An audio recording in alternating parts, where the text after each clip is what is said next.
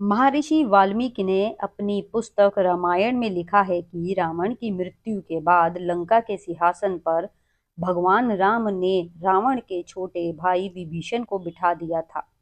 लेकिन यह बहुत कम लोग ही जानते हैं कि रावण की मृत्यु के बाद मंदोदरी का क्या हुआ था। कुछ लोगों का कहना है कि मंदोदरी भी रावण के साथ सती हो गई थी।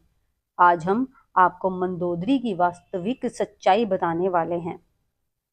यह तो आपको पता ही होगा कि रावण की सबसे प्रिय पत्नी मंदोदरी थी। यह इतनी सुंदर थी कि इन्हें देखकर रावण भी मंदोदरी से शादी करने के लिए उत्सुक हो गया। रावण के पिताजी महर्षि विश्व और उनकी माता कैकेयी ने रावण को मंदोदरी से शादी न करने के लिए बहुत समझाया था, लेकिन रावण मंदोदरी की सुंदरता में इतना पागल हो चुका था कि उसे अपने माता पिता की बातें सुनने के लिए भी तैयार नहीं था।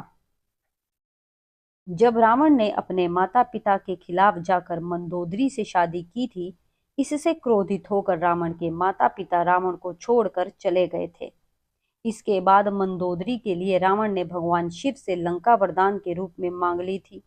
रावण के हजारों रानियां थी, लेकिन वह सबसे ज्यादा प्रेम मंदोदरी से ही करता था।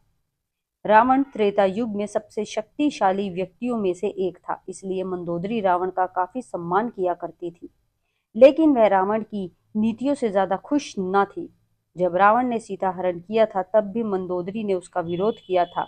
जब रावण की मृत्यु हुई थी, इसके बाद मंदोदरी काफी दुखी हो गई थी। मंदोदरी ने लंका के एक महल में खुद को बंद कर लिया था। काफी वर्षों के बाद जब उसे चेतना आई तो वह संन्यास धारण कर हिमालय पर्वत पर जाना चाहती थी, लेकिन उसकी प्रजा द्वारा समझाए जाने पर मंदोदरी ने विभीषण से शादी कर ली थी।